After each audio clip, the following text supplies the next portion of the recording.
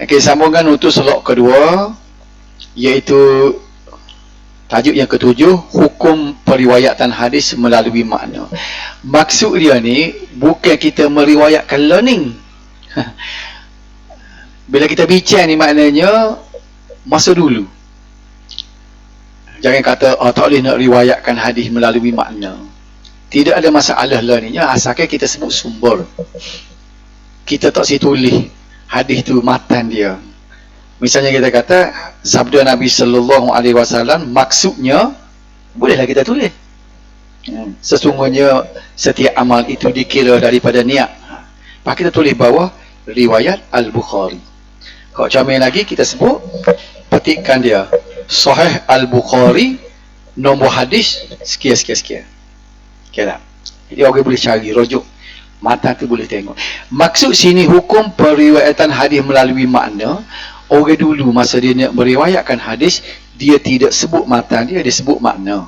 Kita nak bincang. Sebagaimana maklum daripada bab-bab sebelum ini bahawa setiap perawi perlu menjelaskan bentuk dan cara penerimaan dan pengambilan hadisnya. Itu metodologi kita faham dah. Dia kena royak seorang perawi ni macam mana dia ambil hadis, dia terima hadis, bagaimana dia meriwayatkan hadis itu.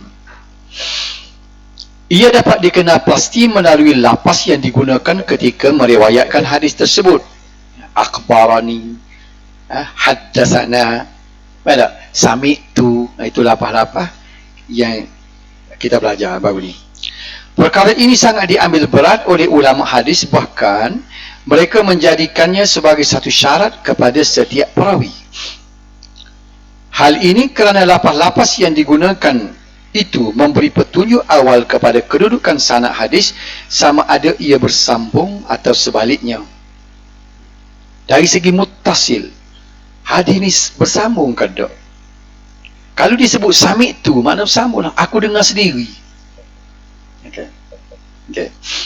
Justru perawi hendaklah meriwayatkan hadis sebagaimana ia diperolehi tanpa ada sebarang perubahan, takut tambah atau pengurangan. Ni dia nak qadhabit ni. Hafalan yang kuat. Kalau tidak tulis sekalipun.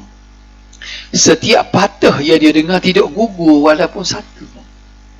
Misalnya kita kata hadis yang mutawatir, lafzi. Mutawatir maknanya banyak perawi kan pada satu tingkatnya.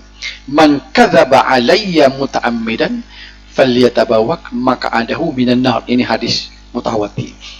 Bila sebut mutawatir tak seroyaklah Bukhari, Muslim, Abu Daud ada belakang. Kita tak payah tulis dah riwayat. Cuma mungkin kita kata kalau nak rojak tengok Bukhari nombor sekian. Tapi bukan Bukhari saja, semua kita hadis dengan lafaz yang sama, tak berubah walaupun sebuti huruf. Man kadzaba alayya muta'ammidan falyatabawak maq'adahu minan nar. Saya minta suruh hafal mula ni hadis ni. Itulah hafal. Pasal hadis mutawatir benar ni. Okey. Sesiapa yang membohongi aku, katanya Nabi, dengan sengaja, maka bersiap sedialah tempat duduknya di dalam neraka. Ni dia takut nak rekoh Nabi tak kata ni. Kita sandarkan Nabi. Sebab Nabi kata, inna kadhiban alayya laisa kakadhibin ala ahadin. Membohongi atas nama aku tidak sama dengan membohongi atas orang lain. Walaupun berdosa juga kita sebut Pak Do ni kata-kata tapi Pak Do tak kata. Dosa. Tapi kalau kata hak aku tak kata, mu kata, aku kata, lebih berat lagi daripada orang lain. Oleh kerana itu bersiap sedialah tempat dudukmu di dalam neraka kalau kamu membohongi aku dengan sengaja. Kan?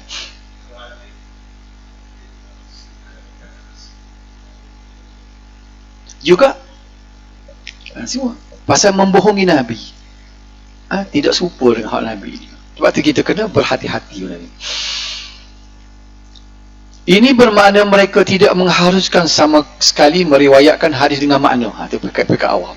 Tak boleh katakan orang Parsi je ni, dia dengar hadis dalam bahasa Arab, dia ubah, maka dia riwayat ke orang dalam bahasa Parsi. Tidak dibenarkan. 7.2. Walau bagaimanapun jumhur ulama hadis berpendapat bahawa harus sebagai perawi meriwayatkan hadis dengan makna dengan beberapa syarat. Ada boleh juga. Majoriti ulama kata boleh, tapi ada syarat. Perawi tersebut mesti mahir bahasa Arab. Dia kena reti bahasa Arab dia ni. Sebab bila dia sebut dalam bahasa lain, bahasa Hindi ke, bahasa Parsi, kita tak sebutlah bahasa Melayu sebab bahasa Melayu ni tak ada lagi zaman dulu dah. Asal-usul Melayu ni tahun berapa je dah. Dalam bahasa-bahasa Rom dulu ke misalnya, kalau dia, tapi dia kena mahir dalam bahasa Arab. Okay. Perawi mestilah memahami maksud dan kehendak hadis sebenar serta tahu apa-apa perubahan yang kemungkinan berlaku terhadap maksud hadis. Hadis yang diriwayatkan tidak mengandungi lapah-lapah yang menjadi ibadat seperti doa, zikir, wirid, tasyahud, qunut dan seumpamanya. Bila dia tak boleh terjemuh lah kalau benda tu benda zikir. Misalnya apa? Kalimatan, ini hadis Bukhari Muslim lah. Kalimatan khafifatan 'alal lisan, sakilatan fil mizan, habibatan ila rahman. Dia kata dua kalimah yang ringan di lidah tapi berat dalam timbangan dan sangat dikasihi oleh Tuhan. Subhanallah wa bihamdihi, subhanallahil azim. Jadi dia hak subhanallah wa bihamdihi dia tak boleh terjemuh lah. Hak depan tu mungkin boleh. Gapo dia lapahnya? Maha suci Allah dengan kepujiannya, maha suci Allah dengan keagungannya. Jadi nanti orang baca wirid pula maha suci Allah, tak jadi dia kena sebut ke Arab. Faham maksud dia? Jadi tak boleh riwayat, tak boleh terjemuh tadi. Okey. Itu tadi itu hadis Bukhari Muslim benar tu. Okey. Tapi kita yang bunyi benda ringan tapi dalam sehari tak baca sekali habuk dah. Ada baca? Subhanallah wa bihamdihi, subhanallahil azim. Kalau kita tengok Nabi, jadi tidak kata duk cokor dia baca dalam banyak riwayat Nabi bila jalan, bila buat kerja, sementara dia nak sapa satu tempat, dia baca. Kan?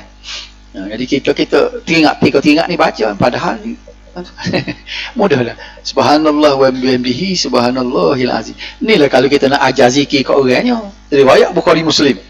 Tak sedut rekod lah zikir lain. Duk mai hu mai mana nak riwayat.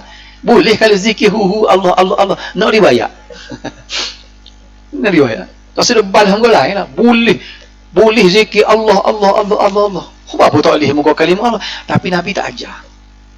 Tersebut itu jawab tersebut dia. Kalau ada Nabi ajar, ya hadis. Kalau Nabi kena ada hadis lah tu. Faham tak? Ini nak cara kita, kaedah kita. Tak si kecil banyak. Ni dalam ulama ni kata boleh.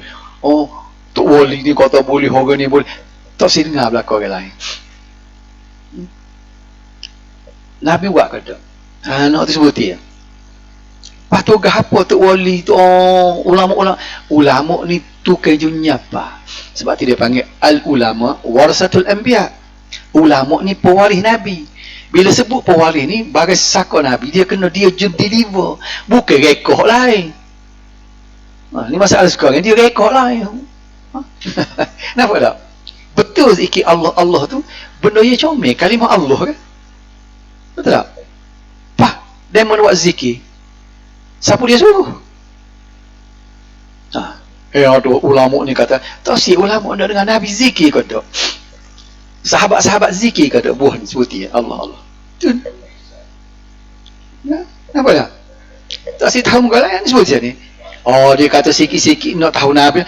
Lah kita nak Nabi baru jadi, tidak Nabi tak jadi. Dia kata kita ni payah, dia kata pasal hak Nabi ni, dia kata kita ni tak apa-apa, tak faham ke apa, muka ulama juga kau. Imam Nawawi ni ajar kita kalau nak zikir membaca hak ni. Imam Nawawi tu ajar sebutih pun hak Allah Allah tadi. Dia orang duk kecik aku boleh. Tak sedar ayat boleh. Memang ada ulama kata boleh. Sebutlah gapo ada kata boleh. Tapi Nabi nak Nabi sebutih lah. Dah. Okey. Jadi benda yang zikir wirid sana kena sebut dalam bahasa Arab. Oleh sebab lapas-lapas ini merupakan ibadat, maka ia tidak boleh diubah sama sekali. Tak boleh. Nak terjemah. La ilaha illallah nak zikir tu. Itu satu zikir boleh. La ilaha illallah, la ilaha illallah. Maka duduk ambil wasab, tiada Tuhan melainkan Allah, tiada Tuhan melainkan Allah. Jadi kau dah boleh lah pahala kau sebut tu, tapi tak jadi zikir. Sebut tu memang boleh pahala, sebut benda baik dah. Sebenarnya. Tapi semua ulama berpendapat Sepakat ulama, zikir kalau terjemuh tak jadi zikir, dia jadi muka lain. Tiada Tuhan malaikat Allah, tiada Tuhan, sudah semaikan Maha suci Allah, Maha subhanallah, Maha suci Allah, Maha suci Allah, 33 kali. Sedap dah. Segala puji bagi Allah, segala puji bagi Allah, segala puji bagi Allah. Ini dengan budak pun nak sokol. Jadi tak boleh dah. Tak boleh terjemuh.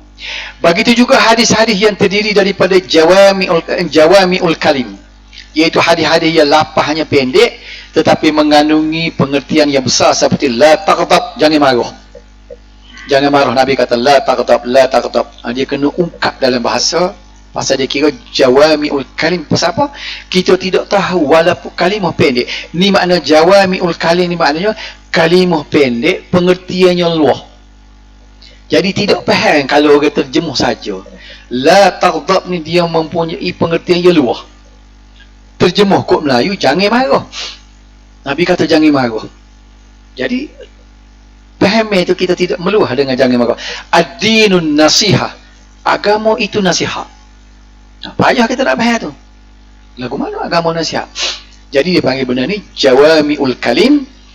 Kena-kena kita riwayat hadis tu dalam bentuk bahasa Arab juga. Takut tak mencapai makna. Sekiranya perawi tidak memiliki sifat-sifat di atas, maka ulama hadis sepakat mengatakan bahawa tidak harus sama sekali meriwayatkan hadis dengan makna. Kalau tak ada syarat tadi, tak boleh riwayat hadis dengan makna. Tetapi sekiranya perawi memiliki sifat-sifat tersebut dan dia lupa lafaz sebenar hadis, maka jumhur ulama mengatakan harus meriwayatkan hadis dengan makna. Saya sebut sekali lagi, kalau kita nak tulis dalam penulisan ataupun kita baca dalam ucapan kita sebut terjemahan kita lah ni tak apalah, sebabnya tidak mengubah benda. Misalnya kita kata hadis Nabi SAW yang bermaksud, kita sebut, kita tak, Islam itu dibina di atas 5 perkara, iaitu mengucap syahadah la ilaha illallah. Kita sebut hadis ini diriwayatkan oleh Bukhari dan Muslim. Tak ada masalah dah. Sebab orang boleh cek dalam Bukhari Muslim lafaz dia macam mana. Okay. Malah Al-Mawardi mengatakan wajib ke atasnya meriwayatkan hadis yang dia terlupa lafaz itu dengan maknanya, atas alasan dia dikira menyembunyikan sesuatu hukum. Takut kalau tak riwayat menyembunyikan hukum, tapi nak riwayat juga tak ingat. Kita boleh meriwayatkan hadis itu. Tetapi jika dia mampu meriwayatkan dengan lafaz asas sekalipun dia memenuhi syarat-syarat di atas, maka wajib baginya meriwayatkannya dengan lafaz yang asal. Kalau dia mampu, dia ingat, kena riwayat dalam riwayat yang asal. 7.3, ketepatan lafaz hadis dalam periwayatan amat diberi penekanan sejak zaman sahabat lagi, sehingga ada dalam kalangan mereka tidak mahu meriwayatkan hadis kerana bimbang apa yang diriwayatkan oleh mereka tidak sama dengan lafaz yang disabdakan oleh Rasulullah sallallahu alaihi wasallam. Ni orang ni dia nak ketepatan lafaz itu. Sebab itulah dia guna beberapa lafaz. Cuba tengok ni. Atau sesudah mereka meriwayatkan, mereka akan menyebut di akhir lafaz mereka dengan perkataan begini. Bila kita tak berapa ingat, tapi maksud dia tak lari, kita kata au kama qal. Misalnya, taraktu fikum amrayn lam tadillu ma tamassaktum bihima kitaballah wa sunnati nabiyyih. Itu hadis lafaz daripada Imam Malik. Aku tinggalkan kepada kamu 2 perkara, selagi mana kamu berpegang kepada keduanya, kamu tidak akan sesat selama-lamanya, iaitu kitab Allah, iaitu Quran, dan sunnah Nabi. Baik, hadis ni banyak lafaz. Kalau orang ni, saya baca tagu tadi tu sebab tepat dengan lafaz Imam Malik. Sebab kalau tengok dalam kitab sunnah lain, kitab-kitab hadis lain, dia lafaz lagu lain. Contohnya, taraktu fikum amraini ma tamassaktum bihima lan tadillu abada. Ada kata ibu abada pula. Ada pula taraktu fikum, bukan amraini, disebut 2 apa ni, tak ingat dah, disebut nak syai'an, disebut 2 perkara, macam-macam lagi lafaz dia. Jadi kata kalau orang ni dia keliru banyak lafaz, dia sebut apa dia ingat, di akhir selepas dia sebut tu au kama qal. Mana gapo dia au kama qal? Kita dengar kalau dia baca hadis disebut au kama qal. Mana au kama qal? Atau sebagaimana sabdanya. Takut-takut lafaz tu bukan Nabi sebut. Tengok cemaknya ulama. Dia takut Nabi sebut benda lain, kita sebut lapah lain. Bila Nabi sebut lagu lain, lapah lagu lain, takut termasuk dalam membohongi Nabi. Yang Nabi kata, bersiapkanlah diri kamu dalam neraka. Walaupun tidak sampai situ. Takutnya ulama ni, bila dia menyebut sesuatu hadis, dia kata, aukamakal. Tapi janganlah pula baca hadis palsu pun aukamakal. Dia kena sahih baru boleh sebut. Saya tanya dalam kelas Dr. Amla Haji, dalam kelas dulu, almarhum lah. Dia mula tanya, kalau kita tak tahu hadis ni riwayat sahih kau tak sahih, kita kata aukamakal. Dia kata ni orang tak tahu apa satu, dia kata. Kata doktor, ini orang ni tak tahu apa satu. Syarat aukamakal tu kena betul suruh hadis, mai pakai rekod, apa tu buat aukamakal. Aukamakal ni maknanya kita tahu hadis tu betul, cuma tak ingat lafaz. Takut tak serupa dengan Nabi sebut. Cik berhati tak? Begini sekali ulama hadis cuma usah kena baca hadis kosi. Hak betul sini pun takut tak serupa, sebut lagi aukamakal. Ataupun lapah lain lah, tapi jaga berguna au nahwu hadza, atau seumpama ini, ataupun au syabbahu, atau menyerupainya. Tapi saya biasa dengannya aukamakal. Tak? Jadi dengar ada aukamakal. Ada adab dan etika perawi hadis. Dan sudah lagi ni, baru 10.30 pada. Ini etika perawi nak habis ni. Ulama telah menetapkan beberapa adab yang mesti dimiliki oleh setiap muhaddis. Muhaddis ini ahli hadis atau perawi hadis, antaranya niat yang ikhlas. Ni nak riwayat hadis kena niat ikhlas, nak menyampaikan. Bila Nabi sebut balighu anni walau ayah, sampaikanlah daripadaku walaupun satu ayat. Jadi kalau kita tak meriwayatkan hadis, maka perintah Nabi siapa tu walaupun mu tahu satu ayat, musafahkan satu ayat, takut termasuk dalam itu. Maka kita niat ikhlas, kita nak menyampaikan hadis. Ini bermakna dia meriwayatkan hadis adalah semata-mata untuk menyebarkan as-sunnah kepada umat manusia. Sebab itulah, kalau kita nak, saya rasa dari segi pahala, kalau nak banyak kan, selain daripada ayat Al-Quran, orang tahu belakang dah, hadis ni kalau kita nak post dalam grup, dalam gapo kan, saya tengok ada beberapa orang ni, dia bagus. Satu hari satu hadis. Tapi dia ambil terpaksa lah. Dia ambil dalam hadis 40 ke, dia ambil dalam Riyadhus Shalihin ke, dia copy hadis tu, dia tulis siapa. Ini termasuk dalam niat ikhlas kita, kita nak menyampaikan hadis. Daripada kita duduk atas benda lain. Tentu boleh pahala nak ni. Menyampaikan hadis Nabi. Kita cari-cari tu, orang tak ajar dengar hadis ni. Tapi kita sah dulu sahih. Sebab ada dalam Riyadhus Shalihin, ada dalam Bukhari, ada Muslim dah. Kita hantar satu hadis satu hari. Boleh pahala. Kita nak mengajar apa, tak ada keupayaan misalnya. Ajar hantar hadis-hadis ni. Kalau huraian tu dalam dua. Kalau huraian tu betul salah, tak salah dah. Huraian ni jadi kontroversi. Dia tidak tahu ketepatan setara mana. Saya rasa dari segi pahala, tak boleh lawan Al-Quran dan hadis. Al-Quran itu memang nak ambil Quran yang terjemah tu, biasalah dah. Tapi hadis ni ramai orang tak tahu. Kita jumpa hadis. Tapi kita kena sah dulu bahawa hadis itu betul. Ambil buh batin hadis, buh terjemah. Kopi ya, hak batin hadis nak tulis. Kita boleh kopi lah ni. Kopi belakang atas, kopi atas dah. Okey. Jadi semata-mata nak menyebarkan, biar kita ni termasuk dalam orang yang menyebarkan as-sunnah, hadis kepada umat manusia, serta dijauhi sebagai faktor keduniaan seperti mendapatkan nama, pengaruh, kedudukan, selagi kena tambah ni keuangan. Dan ni orang jadi mata pencarian pula. Kena ke lumayan berpuluh-puluh ribu lah. Malah setengah ulama melarang sama sekali mereka yang tidak jelas niatnya daripada melakukan tahdis, menyebarkan hadis, tahdis ni. Antaranya Sufyan Ats-Tsauri dan Habib Ibn Abi Thabit. Ini orang ini dia larang. Kalau kita ada niat tak ikhlas, tidak dibenarkan nak menyebarkan hadis. Setengah ulama menetapkan seelok-elok usia tahdis ialah ketika usia 40 hingga 50 tahun. Ini sebaik-baik. Lebih pada 50 tak boleh ke? Boleh, dia takut jadi ingatan. Ni maksud dianya orang dulu ni, kita tak ada masalah nak menyampaikan hadis bergantung kepada ingatan. Dhabit. Nah, jadi dia kira lepas pada 50 dia kira penuh dah tu dia. Sebab tu kalau kita tengok kan ulama-ulama besar kan tak panjang usia dia. Imam Ahmad yang lama. Imam Syafi'i tak lama, dalam 50 tahun lebih dah. Imam Nawawi 40 lebih umur.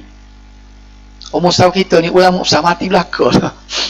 Sebab dia tak siwija dia kita panggil mengucup dari segi kehebatan dia. Imam Nawawi tu Pak tak ada ni kau 40 lebih mati.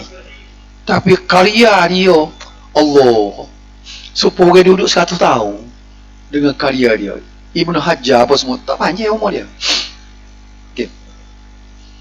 Namun jumhur mengatakan bahawa usia tidak menjadi faktor utama dalam tahdis, sebaliknya faktor adil dan dhabit lebih diutamakan. Ini pendapat, tapi majoriti ulama kata tak apa, usia tak apa, asalkan adil dan dhabit.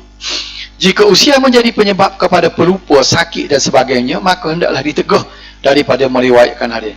Kalau dia usia tu dia lupuh, dia nyayuk, dia gapah, memanglah usia tu boleh menjadi faktor penyebab supaya tidak meriwayatkan hadis. Yang ketiga, mempunyai akhlak yang mulia, sirah dan perjalanan hidup yang terpuji, serta menjauhi perkara-perkara yang boleh menjatuhkan maruah. Ini dia ada dalam dia biografi, terjemahan disebut. Biografi perawi ini telah dikumpulkan oleh ulama. Ibnu Hajar dalam kitab dia Tahzibut Tahzib, semua perawi-perawi hadis itu ada biografi dia. Bukan sekadar lahir bila mati bila, tapi lagu mana akhlak orang ini. Dia ada cerita belakang. Bila sebut nama orang ni, orang boleh cari lagi. Berapa jilid tu tengok Ibnu Hajar punya. Allah tak mampu nak tengok kitab Tahzibut Tahzib. Ada kalau tidak salah ada 4-5 jilid biografi. Sorang-sorang yang cari mana ke dia. Memang orang yang buruk akhlak ke dia masuk belakang. Jadi kalau orang ni perawi ada dalam sanad tu, tolaklah dhaiflah tu. Ataupun kalau orang tu pendusta, kira hadis tu maudhu' selalu. Jangan. Ini mengupak yang dia boleh. Di antara mengupak yang dia boleh ialah masa al-jarhu wa ta'dil. Ketika membicarakan batai tubuh seorang perawi. Jadi saya tahzib tu takut nak tengok terlalu panjang sangat. Jadi ada ringkasan dia yang Ibnu Hajar buat, Takribut Tahzib. Hak tu saya tengok. Masuk dalam telefon ni ada. Takribut Tahzib, kita buah nama kan dia royak lalu. Biografi orang tu. Okey. Jadi sehingga tidak boleh membuat benda-benda yang boleh menjatuhkan maruah. Usah ke buat benda haram, benda makruh, benda menjatuhkan maruah. Dia disebut baru ni apa dia ni? Disebut duduk bersembang lama di kedai kopi pun tak boleh. Padahal benda tu benda harus dikira jatuh maruah. Pok kita ni duduk situ dah tak terima dah pok kita. Tidak melakukan tahdis jika terdapat orang lain yang lebih baik daripadanya, sama ada dari segi usia maupun ilmu. Kalau ada orang lain yang lebih daripada kita, maka kita nak meriwayatkan hadis, lock dia. Bukan berlumba-lumba nak meriwayatkan hadis. Sebaik-baiknya sebelum tahdis hendaklah berwudu, berwangian, bersiwak, bergigi, serta menghadap orang ramai dalam keadaan bersih nak meriwayatkan hadis. Imam Bukhari dia kata setiap hadis yang dia tulis dalam 4,000 lebih hadis dia tulis itu, tidak satu pun hadis dia kata melainkan aku berwuduk dan sembahyang sunat dulu. Nak buat salah satu hadis. Kalau 4,000 hadis tu kan, dia lebih pada 4,000 hak berulang kan. Hak berulang. Jadi maknanya kalau 4,000 sembahyang sunat dia. Ambil sembahyang sunat dulu. Nak meriwayat, makna dia, sebab itulah hadis dia tu duduk nombor 1 sampai hari ni. Orang tak boleh challenge hadis. Nah, itu Imam Bukhari. Saya sebut dulu dia punya dhabit dia boleh ingat semua sanad. Bukan ingat hadis sanad, tak tukar. Bila dia pergi ke Madinah, ulama-ulama Madinah nak test dia betul ke tak. Nak test semua, makan masa lama, test 100. Sengaja orang Madinah tu baca salah. Orang ni dia tukar. Bubuh orang lain. Dia dengan tak betul lah, dia betul balik. Hadis nombor 2 baca pula orang tukar aku ni, dia betul balik dalam kepala dia sehingga 100 hadis Dia betul. Maka ulama boleh kata betul semualah. Dia ni hebat. Itulah dia Imam Bukhari. Mana kalau teh 4,000 tu 4,000 dia tak salah. Kita dua tokar habis dah. Allah, macam mana Tuhan buyuk. Mana ini anugerah lah. Bukan usaha kita, anugerah. Boleh tak tukar sana. Bukan hadis. Sana daripada orang ni. Kalau 7 orang tu tak tukar. Orang cuba kucah ambil seorang buah orang lain. Dia tahu selalu. Salah ni dah. Okay. Bersopan dan berketerampilan ketika duduk sehingga menampakkan kehebatan sebagai menghormati kesucian hadis Rasulullah. Nak jaga hadis ni kena duduk. Lagu mana? Cara bersopan santun. Mengelakkan daripada mengamalkan sikap diskriminasi seperti mengutamakan murid tertentu daripada yang lain. Ni pun tak boleh. Pilih kasih pun tak boleh. Tidak terlalu gopoh ketika membaca hadis sehingga menyukarkan para pelajar untuk memahaminya. Bila nak baca hadis, syekh-syekh hadis dulu dia baca secara slow-slow supaya murid dia dapat tangkap. Berselawat dan memberi salam ke atas Rasulullah sallallahu alaihi wasallam ketika menyebut nama Nabi sallallahu. Misalnya kata qala Rasulullah sallallahu alaihi wasallam. Kena sebut semua. Begitu juga ketika menyebut para sahabat digalakkan mengucap at-tarabbi, mana dianya radhiyallahu anhu, radhiyallahu anha kalaulah perempuan, radhiyallahu anhum kalau lebih pada 2 orang, 3 orang ke atas dah. Radhiyallahu anhuma kalau 2 orang kan. Okey. Atau seumpamanya serta menyebut perkara-perkara yang baik sahaja mengenai gurunya. Itu dia. Ada adab penuntut ilmu ni. Tadi ahli tu guru dan nak murid pula. Sesiapa sahaja yang menceburkan diri dalam bidang pengajian hadis mempunyai adab dan etika yang perlu dipatuhi. Antaranya, ni kita nak belajar, kita mengaji hadis ni kan, walaupun tidak anak murid terima daripada syekh, jadi biarlah kita ada ni kita biar ada, kita menjiwai juga benda ni, mempunyai niat yang ikhlas kerana Allah dan bersih daripada segala niat untuk kepentingan diri dan duniawi. Kita kena ikhlas. Kita belajar hadis bukan nak buat baluh dengan orang tak. Supaya kita pandai bawa diri dia. Kalau tahu sepatah selidah, kita nak royak ke orang. Dan kita pula cermat pilih hadis. Nampak tak? Kita mengaji benar ni, kita cermat, kita perhati molek. Sebab Nabi sebut, man ta'allama ilman mimma yubtagha bihi wajhullah azza wa jalla la ta'allamahu illa liyusiba bihi ardan min ad-dunya lam yajid arfal jannati yawmal qiyamah.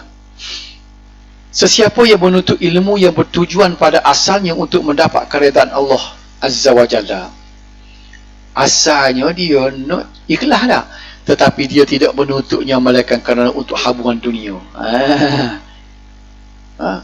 Belik bawa kitab, bawa apa tak ada cita-cita dia.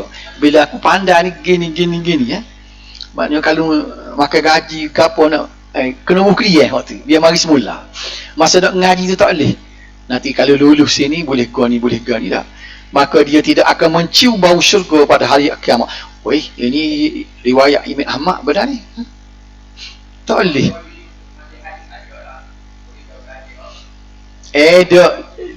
Dia tidak sebut dalam hadis ni, tak sebut hadis.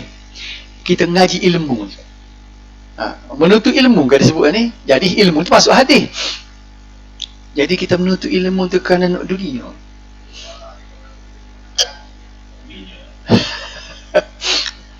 Ada tak?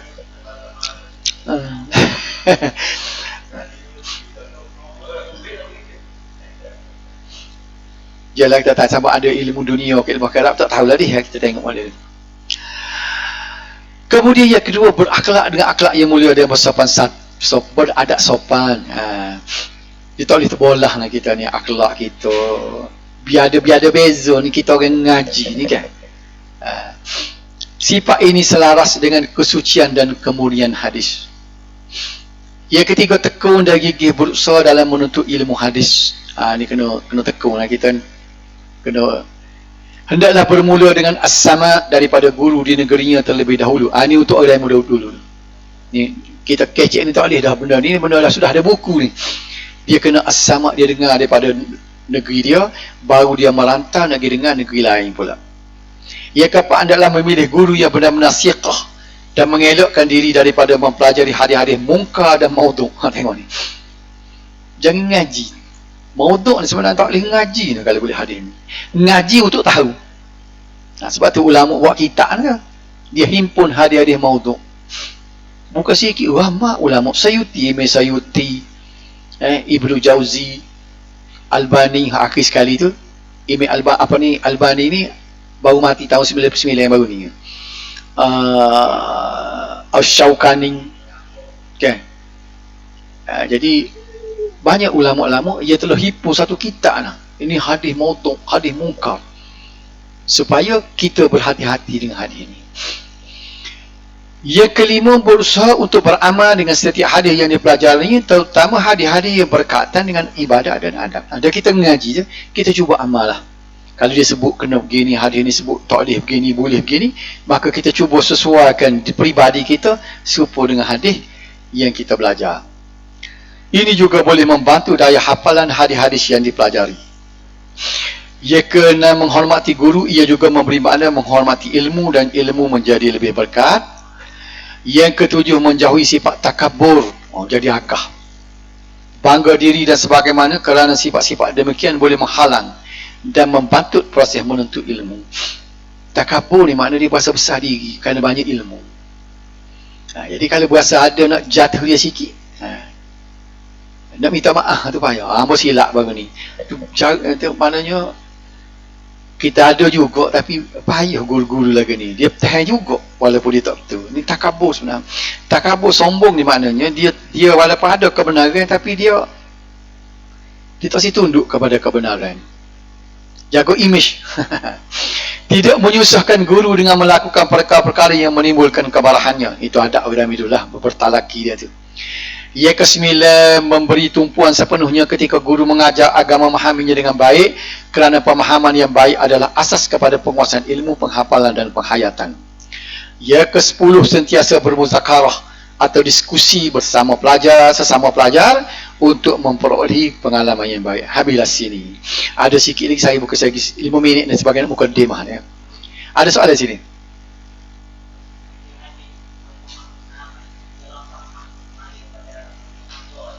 Apa tu?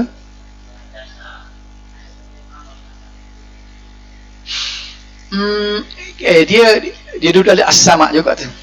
Di mana? Itu lapah-lapah yang ia jelah belakang tu. Yang paling tinggi belakang.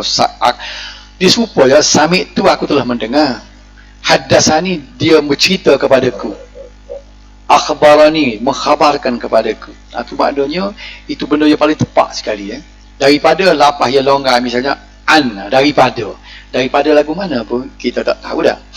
Baik, kalau kita tengok kepada ni tajuk ni, mungkin saya lagi boleh 5 minit sebanyak memperkenalkan hadis supaya orang kata masuk juga ni. Kita nak pergi kepada tajuk yang ke-7 ni, pengajian sanad. Ada 8 semua kan, 8 tajuk yang ke-8 takhrij, habislah. Cuba tengok muka surat 98, langgar klik sebab hadis maudhu' kita belajar dah kan. Pengajian sanad dan rijal al-hadis, muka surat 98. Muka surat 98.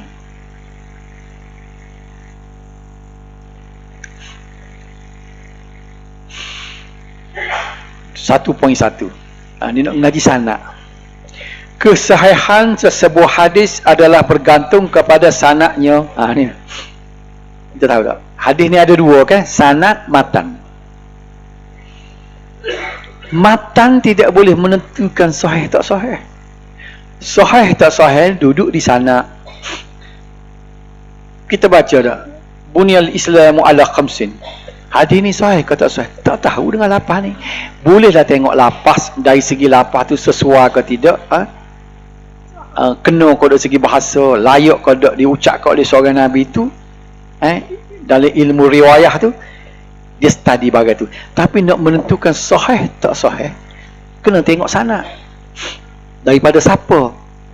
Okey. Jadi kita tahu di sini mana pentingnya sanad. Sanad ni penting. Hadis tanpa sanad umpama buah tanpa pokok.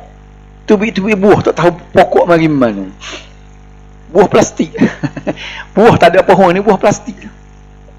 Ya. Justru para ulama generasi sahabat, at-tabi'in dan atba'ut tabi'in. Atba' tabi'in itu makna tabi' sampai ke akhir tu. Tabi'in semua tu memberikan perhatian dan penekanan utama kepada sanad. Mereka sanggup merantau dalam tempoh yang lama dan jarak yang jauh semata-mata mendapatkan kepastian sanad sesebuah hadis. Susahnya zaman dulu, terpaksa merantau. Ekspedisi, dia panggil rehlah. Cari gapo? Cari sanad. Susah lelahnya dia sediakan sanad, tiba-tiba kita tolak tepi sanad. Berasa lagu mana marah dia ni. Ya. Habis harta dia cari sanad. 1.2. Amalan tersebut berterusan sehingga ke zaman tadwin. Kerja ekspedisi cari sanad ni bila berhenti? Setelah jadi buku.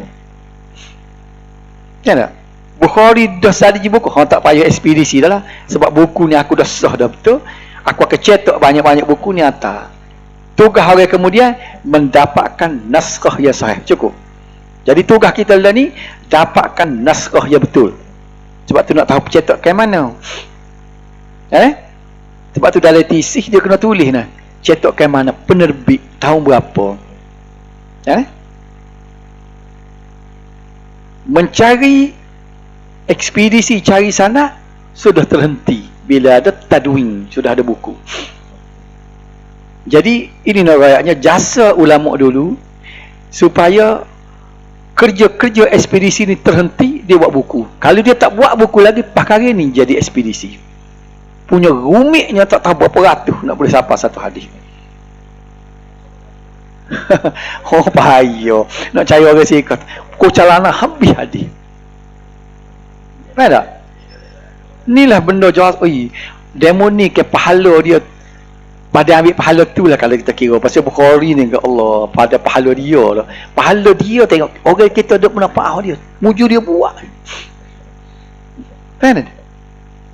Jadi kerja ekspedisi rehlah mencari sanad ni terhenti setelah zaman tadwin atau pembukuan dan penyusunan kitab-kitab hadis pada abad ketiga dan selepasnya. Abad ketiga ni sebab Bukhari mati 250 ni. Okey, abad ketiga. Lepas tu akhir dan akhir sekali misalnya Al-Hakim tu tahun 405 Hijrah. Okey. Setelah hampir keseluruhan hadis telah dikumpul dan dibukukan serta diklasifikasikan. Bukan saja dia kumpul, dia buat kategori lah pula. Dia classify pula. Hak ni sahih, hak ni dhaif, hak ni hasan, hak ni persu, maudhu' lah. Mudahnya kita sekarang ni bukan hanya mendapatkan hadis, nak menentukan sahih tak sahih. Dia royak dulu lagi dah. Cuba tengok dalam Sunan Tirmizi dia ada hadis ni hasan dhaif lah ni. Okey. Walaupun kalau dia tidak terang, dia tidak royak, apa jadi dhaif? Kerana ada dalam sanad tu seorang perawi sekian sifatnya menyebabkan hadis tadi jadi dhaif.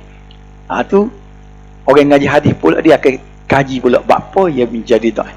Tapi dia meletakkan dhaif kerana guna kaedah itu, maka dia telah kategorikan, classifykan hadis-hadis tadi. Faham tak?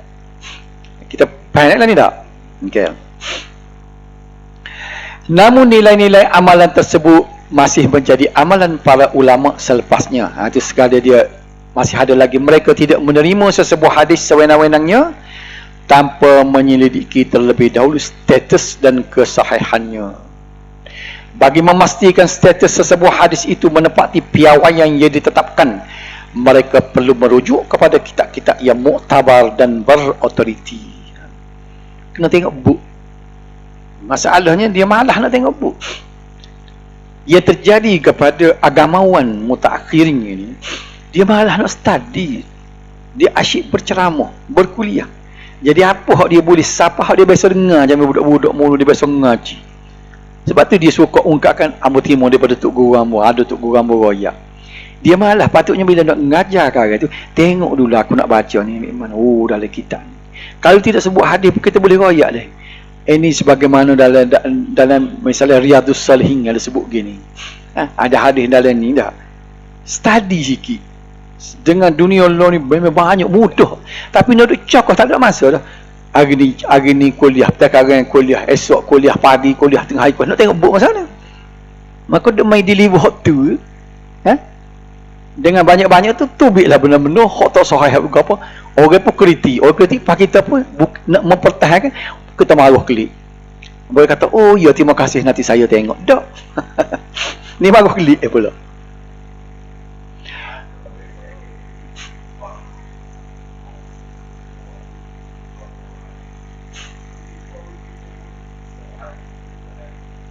Ada.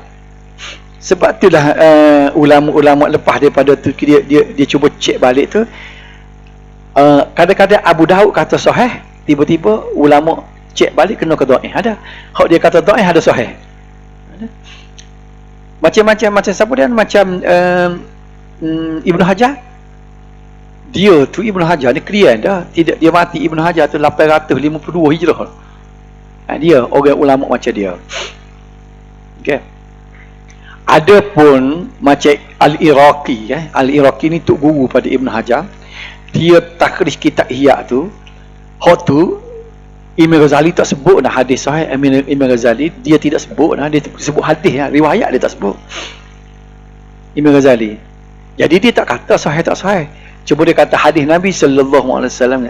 Sebab itulah kalau kita nak buat rujukan, ambil hadis daripada kitab Ihya, dia orang tolak sebab dia hadis dia tak royak pun kategori.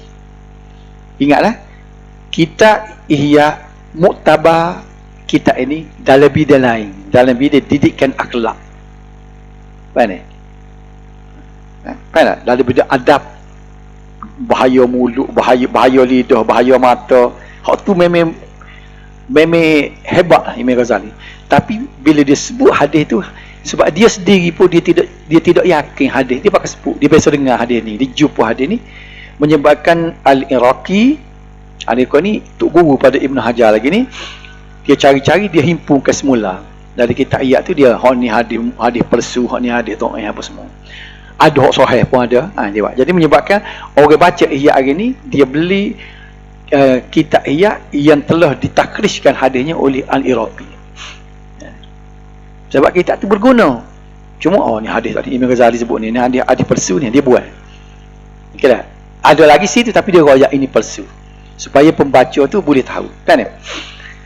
Jadi itu nak royaknya peranan ulama mutaakhir ini, dia cek balik sebab manusia tu memanglah dia ada silap. Tirmizi pun ada silap, semua ada silap, kan? Jadi cuma setakat ininya Bukhari tu ada orang sebut dalam sahih dia tak ada orang kata hadis ni dhaif. Tapi akhir sekali jumpa pula ulama lain kata hak mu kata dhaif itu tak betul Bukhari. Ni royak hebat Bukhari ni. Sekarang ni tak jumpa lagi hak dia kata sahih tak sahih. Ada ulama kata hadis ni, ulama dia kata hadis dalam Bukhari ni dhaif. Lepas tu ulama lain pun tolak pandangan dia. Dok hak Bukhari kata sahih sungguh.